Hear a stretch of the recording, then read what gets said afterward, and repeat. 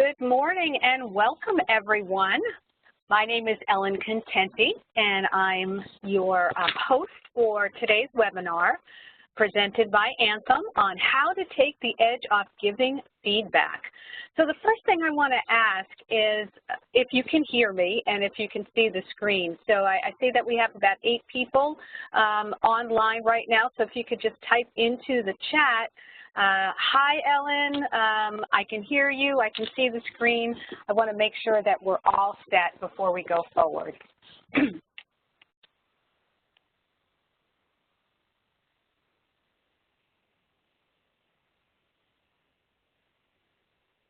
Okay. Yes, you see the notes page, and I have to apologize for that. I was unable to get the PowerPoint to load properly, so this is my kind of workaround and fix. So it's not as pretty as I'd like it to be, but it's the exact same slides, but it's in note form. So as long as everybody can see that, we should be all set to go. So I do see that we've got a couple hello Ellen, so I'm going to take that as you can hear me okay. And if for some reason that is not the case, well, obviously if you can't hear me, you won't be able to say that. But yes, I can hear you and I can see the screen. Beautiful. So let's go ahead and get started. And again, I'm just going to scroll down. And I have to say, once again, I apologize that you see a bit of the notes off to the side, but you should be able to still see the screen, and it shouldn't hinder us in doing the presentation today. So what we're going to be covering in a short period of time is quite a lot. We're going to be talking about feedback. So we'll do some brief introductions if you'd like to share a little bit about what you hope to get from this webinar. Go ahead and type it into the chat. Maybe there's some challenges you have with feedback. Maybe you'd like to learn something very specific, or the types of feedback that you give every day. So I will be asking you throughout this hour and the webinar to share within the chat, again, whatever you're comfortable with. So we will talk about specifically what is feedback, the types of feedback that we have to give as managers and even as colleagues with each other. And then some of the things that get in the way, why we avoid doing it, so that we can learn how to prepare ourselves for these types of conversations. I'll share with you an effective feedback model. Actually, there's one in the screens on the slides, and then I have one as well that I'll share with you, which is very similar, so that you can really put together a best practices approach to this. And then we'll kind of flip the coin a little bit, right? We're learning about giving feedback, but we also have to understand that it is a two-way street. And, you know, what we need to do as well to prepare ourselves to be able to effectively accept feedback when it's given. And then we'll close out with some key takeaways and some action steps. For me, one of the most important aspects of any training is what is the one thing that I've learned from the workshop, what is the one thing that I can take back into my place of business and implement immediately. So I want you to be thinking about, you know, the nuggets, the key takeaways that you'll be able to implement. And again, if there's any questions as we go through, just feel free to type them into the chat, and I will do my absolute best to address every one of them. So I see that everybody can hear me, and it looks like we are good to go. So the first thing we need to talk about is feedback. What is it? So there is a kind of a definition here on the screen. What is feedback, right? Comments in the form of opinions about and reactions to something intended to provide useful information for future decisions and development, right? But what is your definition? So here's an opportunity for you to type in, when you think of feedback, what comes to mind? Either from the perspective of, I need to provide feedback to my staff, or I need to receive feedback. So take a moment and I want you to type in, how would you define feedback, all right? So I'll give you a moment or two to do that. And I'm going to grab some water.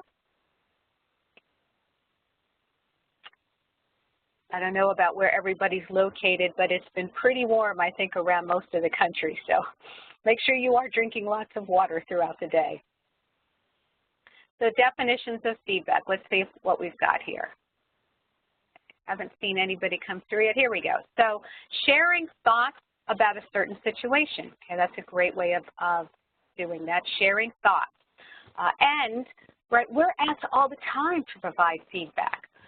You know, I was on your website the other day, and, you know, I know whenever you purchase something online or you view a website, you know, one of the things that is asked of customers is, would you be willing to provide feedback?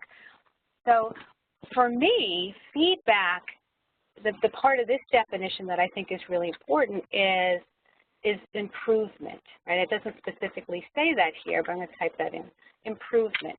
So how can I, you know, in giving feedback, help either a person or an organization improve their service, improve their product, improve behavior? So that is, in essence, what feedback is all about. So yes, absolutely, sharing thoughts, sharing opinions, assisting somebody in moving forward and improving. So useful information designed to improve performance, absolutely, and that's really what we're talking about here. Constructive guidance to help progress or progress skill sets. I love that word constructive because I believe that that's a big part of feedback, right? Constructive feedback. It's designed to help us grow both personally and professionally. And I believe that whenever we are receiving feedback, that's the thought that we have to have in mind, is feedback is provided so that it is constructive. Now, truth is, a lot of us have been in situations where we've been on the receiving end of what feels like destructive feedback, right? Has anybody ever been in that situation where you received an opinion from someone or, you know, feedback from someone that did not feel like it was given in the light of improvement? So go ahead, if you've had that experience, go ahead and type that in. So let's continue. We've kind of defined what feedback is, and I think I have to scroll to another page. So there we go. So how comfortable are you in giving feedback? As managers, as leaders, supervisors, depending upon what your specific title is, most of us have to provide feedback to our staff. So are you comfortable, right, on a scale of 1 to 5, providing feedback? Now again, if you don't want to share that, that's completely fine and understandable. I will be very honest. I'm very transparent whenever I do workshops and do trainings. In the beginning, I would probably have rated myself a 1, right? Very uncomfortable with giving feedback and probably receiving feedback as well. But through training and through really understanding the reason why we need to provide feedback, I became much more comfortable in giving it because I completely understand the reasons why we need to do that. So again, if you don't want to share that on the chat, know for yourself where you are right now. So if you're at least a 3 or above, that's fantastic. If you're not, again, that's fine. Hopefully on this workshop, this training, you will move that notch, that scale a little bit higher. So, and you know, one of the comments here says, you know, how comfortable are you depends on the feedback. Yes, and I think sometimes it also depends on the situation, as somebody put in here, depends on the person. Absolutely. So the more trust you have with the person, the better relationship you have with that person, the more comfortable it is. So probably for most people, it's a 3 overall, right? Probably right in the middle, having a harder time giving feedback to people that are in seniority over you. And we're going to talk a little bit about that because as managers as well, we need to be able to provide 360 feedback and receive that, right? So providing feedback to your boss or somebody in a senior position is a little bit more uncomfortable But again, if we think about it from the perspective of how can I help you help me so that we can both do our jobs better.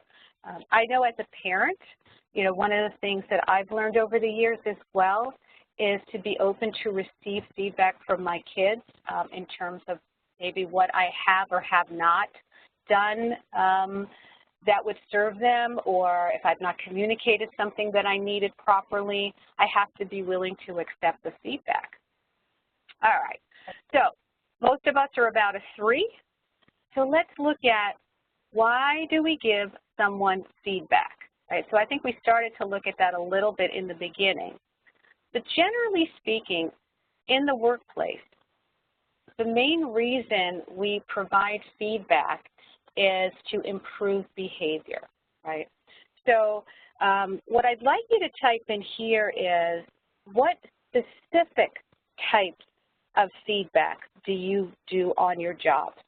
Depending upon if you're in sales, if you're in accounting, if you're in HR, what specific types of feedback do you have to provide? Okay. So I'll give you a moment to go ahead and type that in.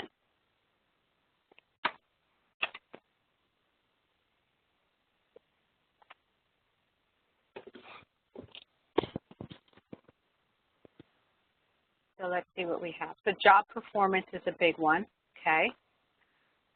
And in job performance, the feedback is typically provided either on a biannual or annual basis. But I'm hoping that through this workshop as well, everybody understands how important it is to provide that feedback on an ongoing basis. Now, I'm not saying that you're not doing that, but I just want to make sure that you understand that feedback should be provided every single day. And feedback can be what? Both positive and constructive. So we have job performance, we have weekly updates, right? Tasks to accomplish, suggestions on how to get those done, right? That's one way to provide feedback. We have how to handle customer issues more quickly. And I love that, with the appropriate amount of empathy and respect. And especially when you are dealing with customer issues, customer service is all about empathy and respect, how to get issues resolved quickly, and how to improve the customer service experience, right? So guiding people to be able to do that better is how we do that through feedback, right? And guidance to help others. I didn't even see that before I said that. Guidance to help others, provide feedback to their team. Role play, that's an excellent way. And whenever I do workshops, I make sure that we choose specific scenarios that you do provide feedback on a regular basis and role play that.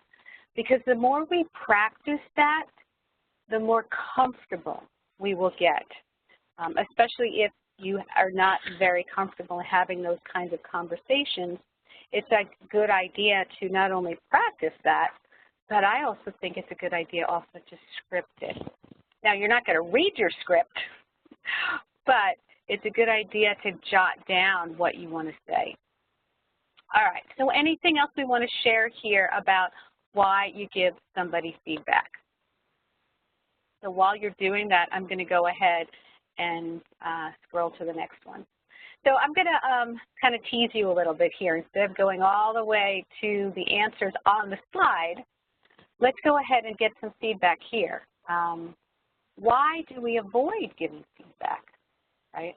In the past, if you knew that you needed to provide feedback and you didn't, why, right?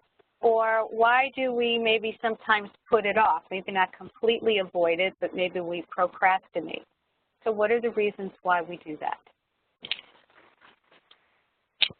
And for those of you that scored a 1 or a 2 on how comfortable you are, you're probably one of the best ones to respond to that question. Okay, so let's see. We're starting to get some answers, responses here. So uncomfortable, right? You don't want to hurt people's feelings. And I think that's one of the #1 reasons why we do avoid providing feedback. You don't want to ruffle any feathers. You don't want to hurt people's feelings. Um, it's uncomfortable maybe for you and for them to be in that situation. Anyone else in terms of why?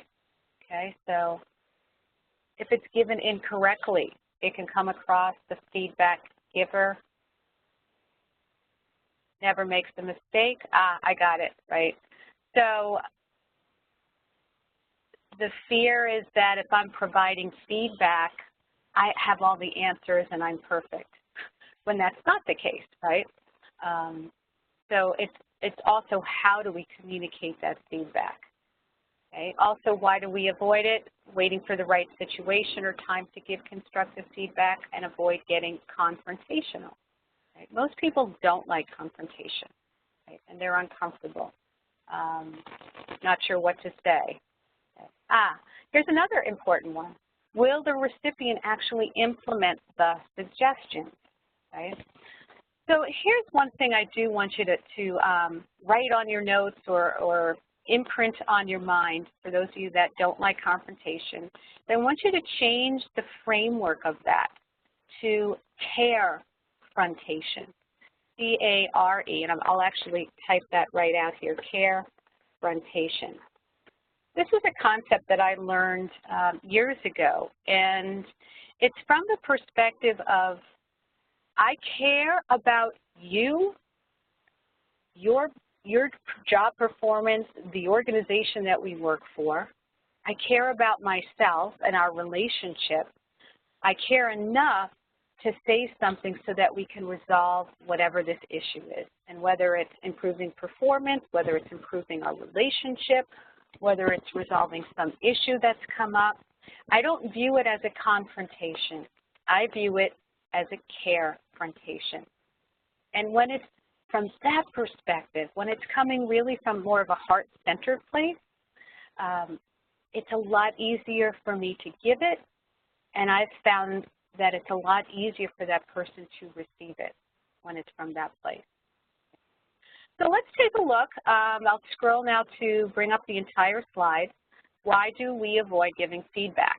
So the very first thing most of you indicated was, fear of the other person's reaction, right? You don't want to hurt someone's feelings, right, as it's also mentioned here.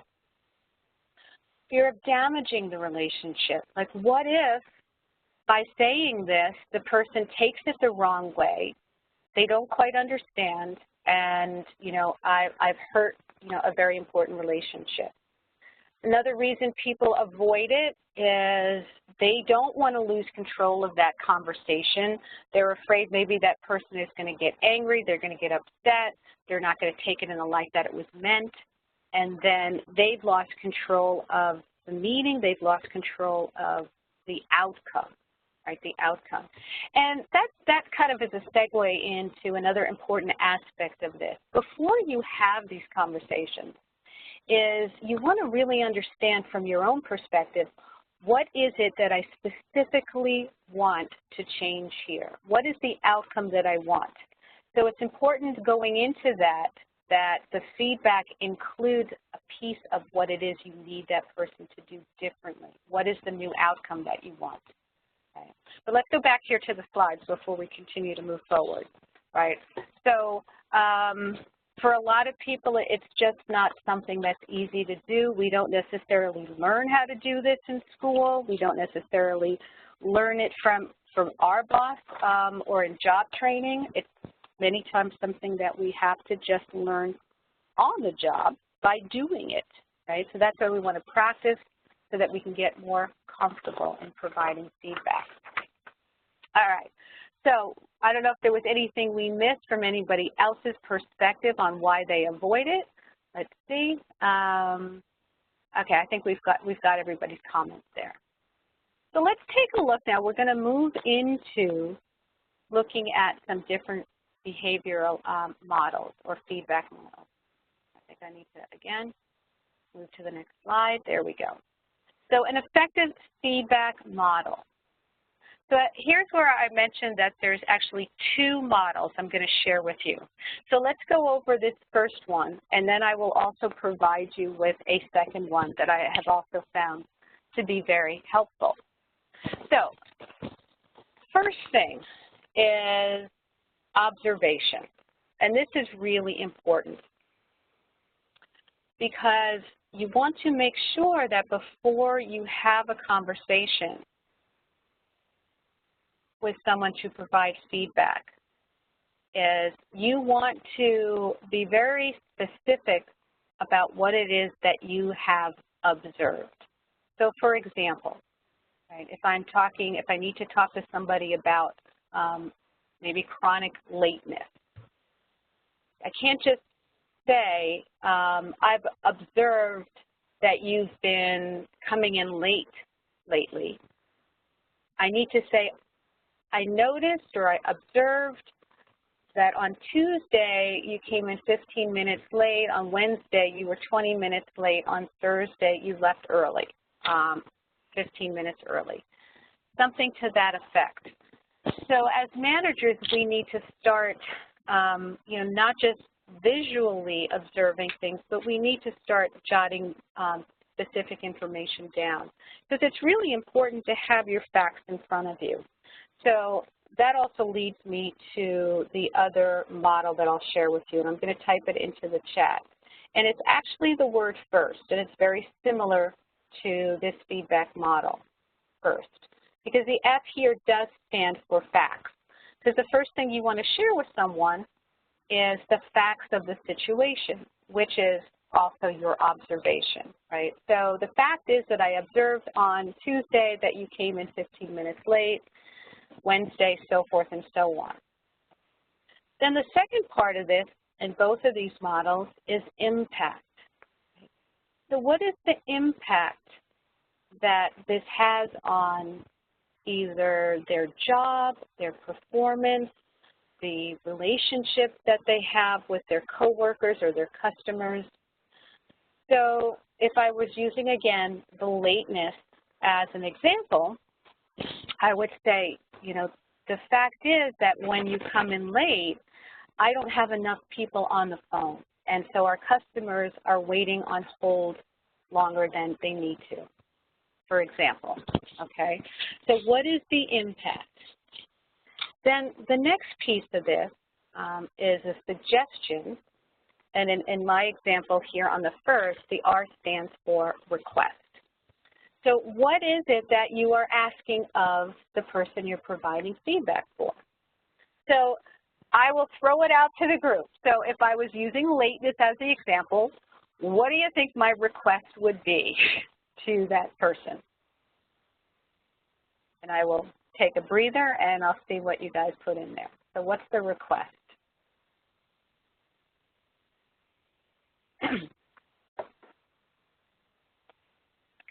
Yes, be on time. Can you make a concerted effort to arrive at work on time? Right? So you want to be very specific in what it is you need from that person, right? What is the reason why you're having this conversation in the first place? It's gotten to the point where you've got to correct behavior, right? When you get to the point where you're having these conversations, the behavior that needs to change has probably either been happening for a while now, or it was something so severe that it requires an immediate conversation to correct the behavior. Right? So I'm observing, have the facts, what's going on. I share the impact, and then I want to make a request or a suggestion. So where the first continues a little bit beyond the OIF feedback is the S in the first acronym actually stands for soliciting solutions. So if I went with one of the chat responses, can you make a concerted effort to arrive at work on time, right, I would probably tweak that a little bit because a person could say, well, yeah, I could try, but I need to make it very clear, I need you to be here when your shift starts at 9 a.m., right, for example. And then the S, soliciting solutions, would be how can we work together? How can I help you make sure that, that you're here on time? Now, Maybe one of the solutions could be if you have flexible schedules is maybe there's something going on in their personal life that is preventing them from getting there on time. Maybe their nanny is sick and they've got to find alternative care for their child. Maybe they're doing construction on the highway and it just takes a little bit longer. Invite them into a conversation to co-create a solution, if possible, right? There might not be more than one way to resolve this, but if there's an opportunity for them to maybe work a different schedule for this example, that might be something I would share with them, right? Help me help you. That's basically what soliciting solutions is. It also gives the person you're providing feedback with an opportunity to share with you from their perspective what's going on, right? So it also allows you to hear their viewpoint, their side of the story, and also allows them to ask for the help that they need. Now, if they're in the call center and they're on the phone, right, you know, where you would use this is, tell me from your perspective, you know, what do you think went well on that call? Or share with me what you think you could have done better on that call. I know when I was doing training as a facilitator, after every presentation, one of the first questions that would be asked in terms of, you know, this model, for example, is tell me what you thought you did well, because you always want to ask a positive thing first. And then share with me what you think you could have improved upon. And 99.9% of the time, people know what they could have done better, right? So that's what I love about the S in the first acronym. It gives me that opportunity to have that conversation. And then the T, this is also important, T stands for two things. It stands for thank you, because you always want to thank someone for their willingness to work things out. Thank you for taking the time to hear me out. Thank you for taking the time for us to resolve this, so forth and so on. So you always want to thank someone. And the T also could stand for a time frame. So with feedback, especially with constructive feedback, when you're trying to improve performance or trying to resolve an issue, you may have come up with a suggestion or a solution that you think will work, but maybe you're not really sure yet. You've got to test it out. You've got to see. So with a time frame, you can say to the person, you know what, let's try this new schedule, or let's try this approach the next time you've got a disgruntled customer on the phone, and let's see how that works. And you and I will sit down in about a week or 2 weeks and see how you're doing, or we'll see if this has resolved the issue, okay?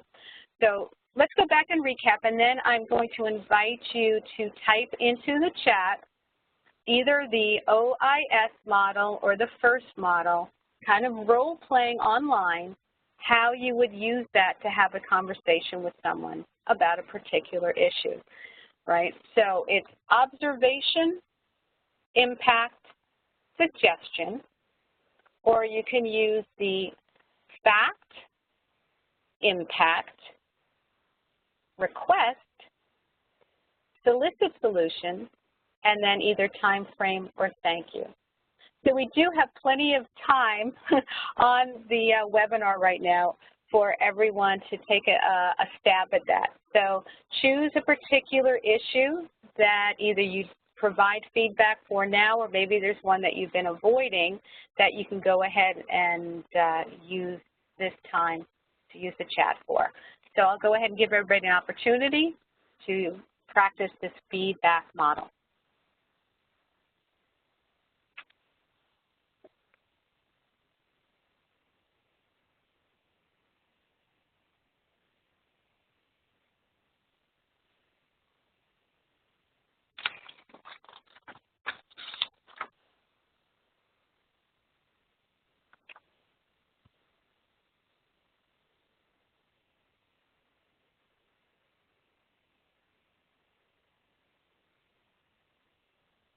And I will go ahead and type the acronym again for those of you. So we have the first, and that is fact, impact, request, solutions, and PQ or time frame.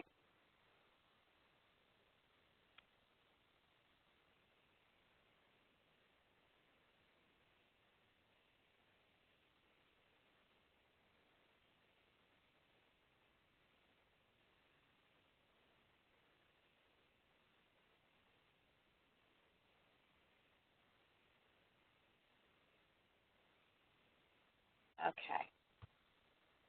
I'll give you all about 1 more minute.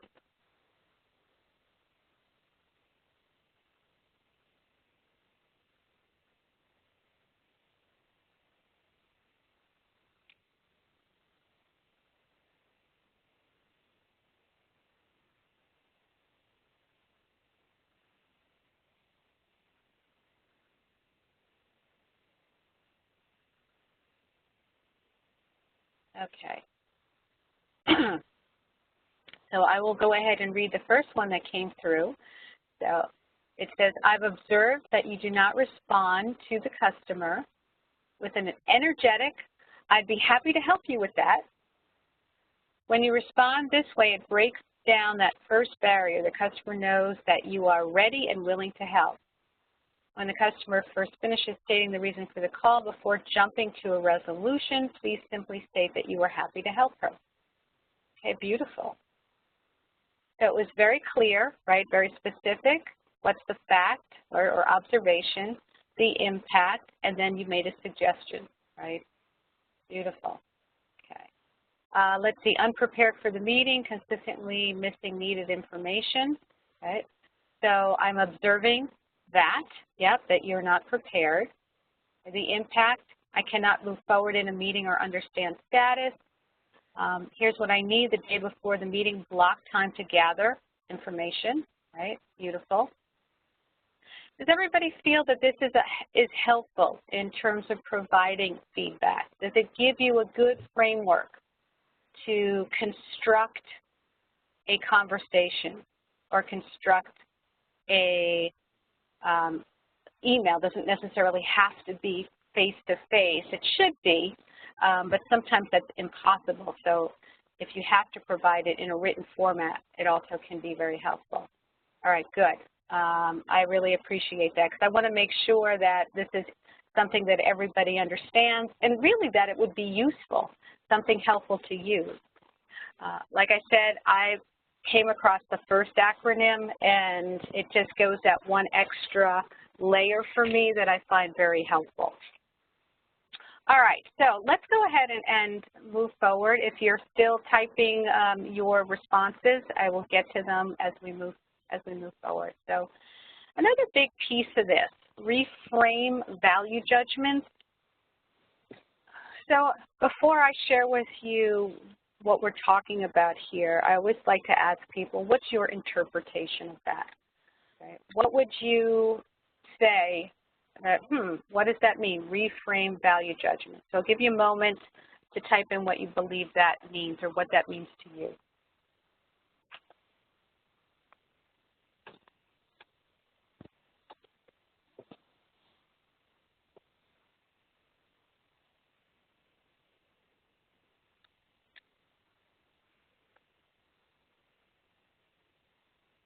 As you're thinking about it, I'm going to go ahead and type a couple of things in here. Yeah, and we're definitely on the right page here.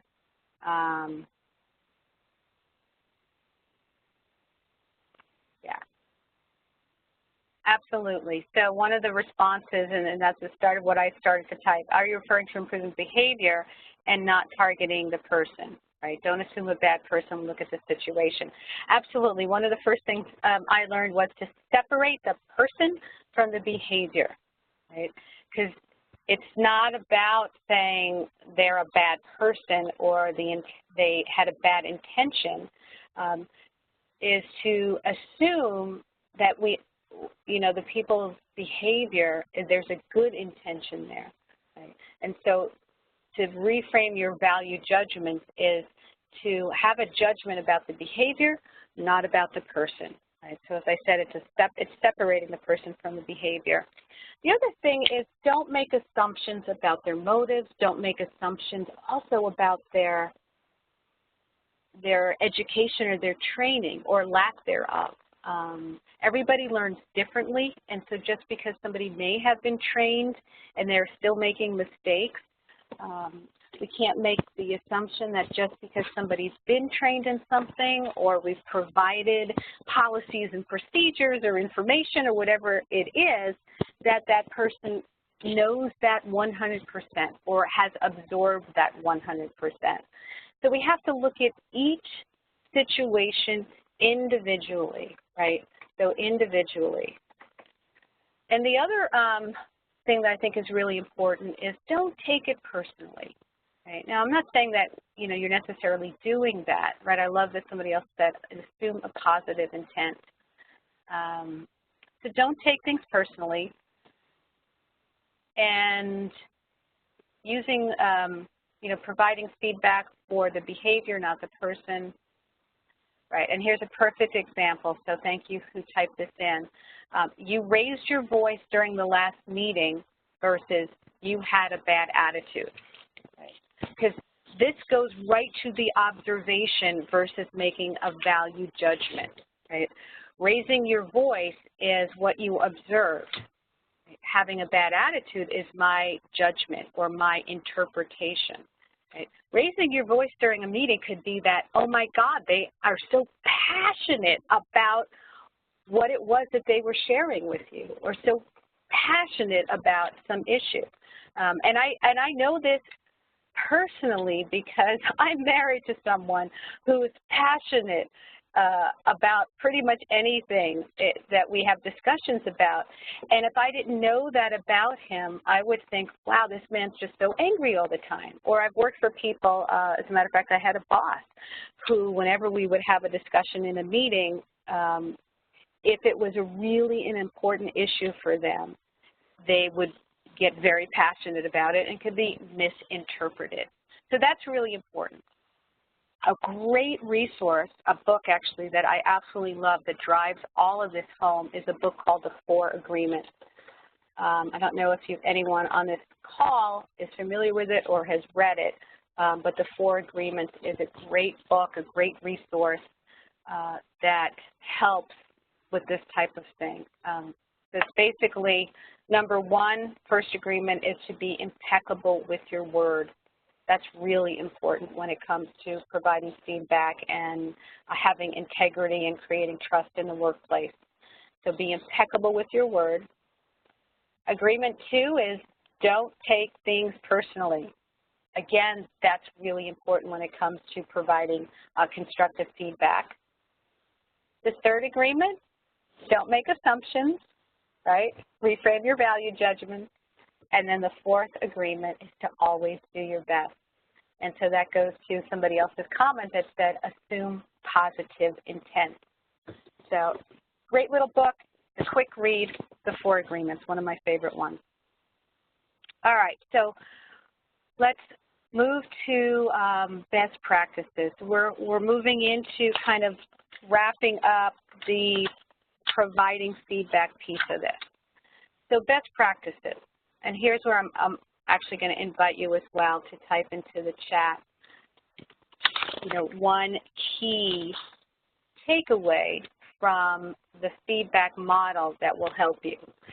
So best practices, generally speaking, when it comes to providing feedback, number one is to take the emotion out, whatever it was that triggered the event to provide the feedback. Many times there's an emotional content that has to be addressed first.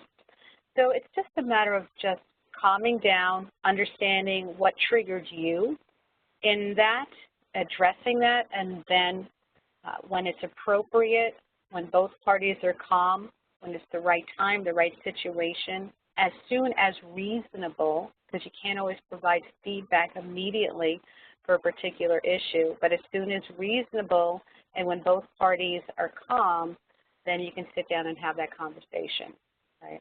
Use whatever feedback model works best for you. And again, I'm a strong believer in scripting it out, at least so I have a general sense of what I want to say. Now, I know it says here, be prepared, though not scripted. So what I mean by scripted out is write out the first. So what are the facts here, right? And if I need to have specific examples, I want to have that written down. I want to know specifically what suggestions that I might want to make. So it's scripted in the sense of I've got some notes, but I'm not going to read off of that. Okay, I think everybody understands that.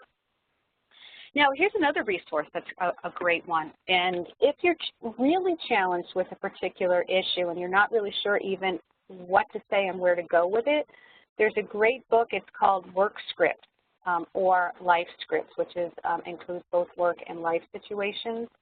I have both of those resources, and they actually have scripted conversations that were written by both a psychologist and a lawyer. Those are the two co-authors of that book. And the nice thing about that resource is it incorporates people's responses. So you could kind of script out or have a general idea of how you're going to have this conversation or how you're going to provide feedback. But what you don't know going into this sometimes is how that person might respond. And that's one of the reasons why people are afraid to provide feedback. Well, what if they get angry?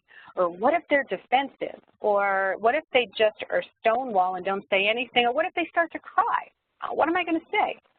So by scripting it out, you have a different way to address each one of their responses, and the work script actually has that already written out for you. So it'll tell you if they respond defensively, say this. If they just respond angry, say that, and so forth.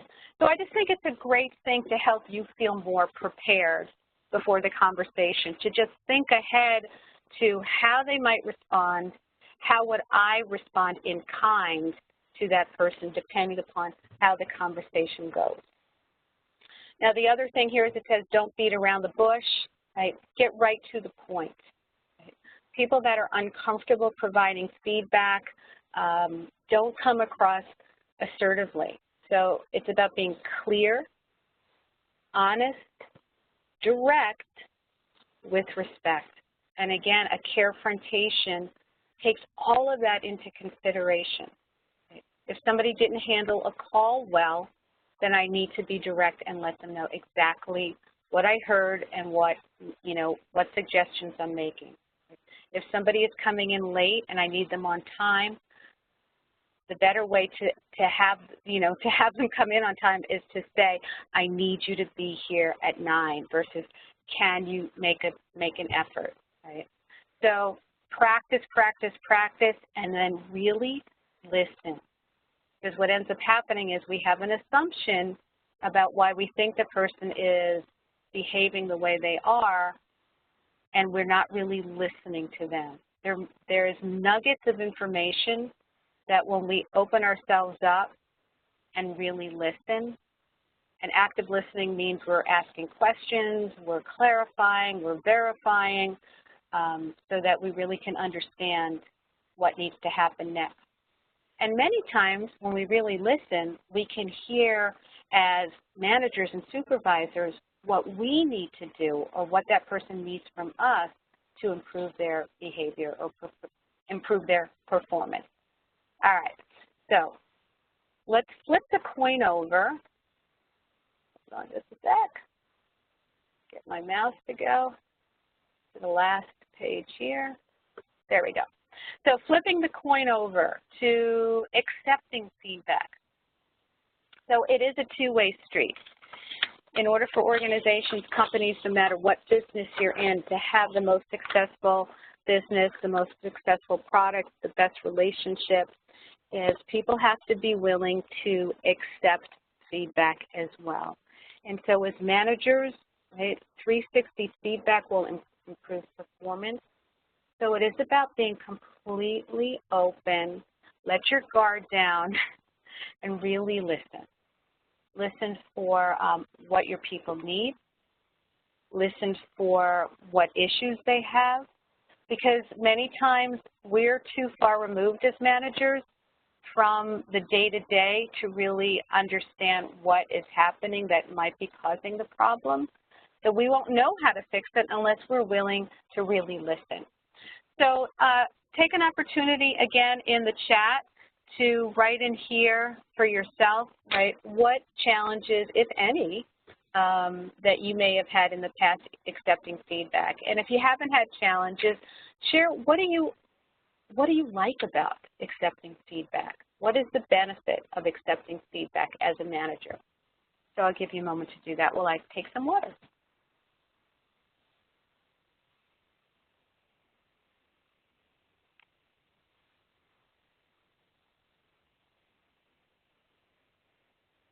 Has improved as I get older. Beautiful. Right. And you know what? You're not alone. Right? It's hard sometimes not to take things personally because we're people, right? And we think that it has to do with us personally. And sometimes, and here's the truth, right? Sometimes it is personal in the sense of maybe I need to change my communication style. Maybe I do need to be a better listener or a better communicator. Right? It's about the willingness to look at that situation and ask yourself, how might I have contributed to this issue? Right? Is there anything I could have done differently so maybe this would not have happened? Right? Or how can I improve my managerial skills or my communication skills? Right? I think it is important to be willing to look at things from that perspective as well. So yes, you don't want to take it personally, but you also want to look at it from the perspective of what can I do differently. Okay? And then it is really about setting goals on both sides of the fence. Right? When you're providing constructive feedback, when you make a request or a suggestion, you are creating a new goal for that person to meet. And when you're receiving feedback or accepting feedback, it's also about the willingness to create a new goal for yourself. Right? Every time I've done a training and I receive feedback, I really take it to heart and I ask myself, okay, how can I improve in this piece that somebody shared didn't go as well as they'd hoped? Right? How can I improve the service, the product, the delivery of what I'm doing? So accepting feedback when it's taken in the light that it's given is really important for us as well to improve. And then as it says here, seek assistance or mentor when needed. And mentorship and coaching is a great way for us to improve our skills. Right?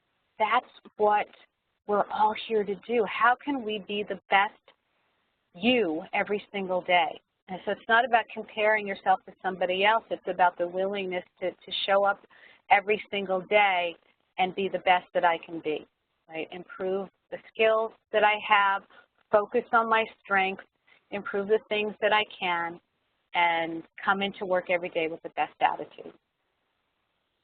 So with that, let's go ahead and just reiterate and remind you again how your EAP can help you provide support for you and your organization and your staff. Right? Consultation is available on the phone. There's no cost to visit a counselor. There are so many work-life resources, and if you've never been to the website, I highly recommend that you go online, visit the anthemeap.com. Your login is Plow Hearth. So go check it out. You'll probably find an article or an on-demand seminar, or go to My Strength, which is the health club for the mind, or if you need any kind of consultation or referrals in legal or financial. Again, I have never found anyone that didn't find at least one thing that would help them in their work or in their personal life. So with that, we're down to about 10 minutes left on the webinar, and this is a great opportunity for you to ask any questions about any of the things that we've covered. And if you don't have any questions, I want you to type into the chat 2 things. 1, key takeaway. Right? What was the one thing that you heard or learned that you're going to implement in your workplace? And what do you believe is the next step for you in terms of either this topic or to help you be better, do better, in your professional life? So again, gives everybody an opportunity to type at least one thing into the chat.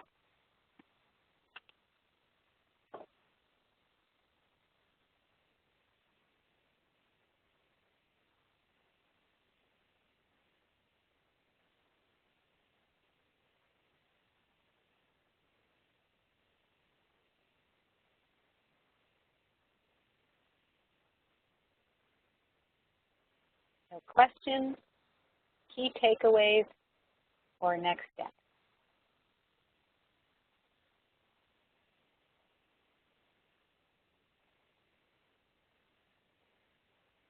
Great. Learn not to beat around the bush, feedback in a timely manner.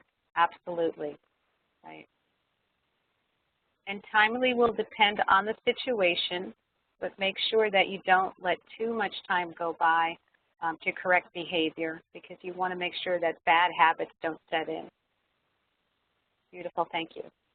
All right, anybody else? Questions, key takeaways, or next steps?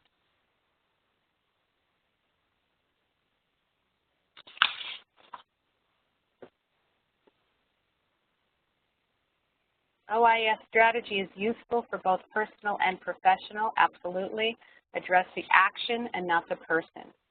Absolutely. And personally, I have used this with my kids all the time, especially when it comes to getting the dishes cleaned in the sink, right? So it's a great tool, and I love acronyms, so it's an easy way to remember it. Actually, another acronym that I did not share with all of you I find is also very helpful, especially when we're triggered by someone's behavior, is the acronym STOP, because I will see a stop sign, that's the S. The T is to take a breath. The O is to remind myself what is the outcome that I want for this situation. And then the P, this is the P stands for a couple things, but in the workplace it's to remain professional, right? Because especially if we're triggered by something. So stop, take a breath. Sometimes you may have to take more than one. Own the outcome. What is the outcome that you want here? And then remain professional. Right? And then you can move into the OIS or the first model to have that conversation. All right, anybody else? Any questions? Key takeaways, what's next?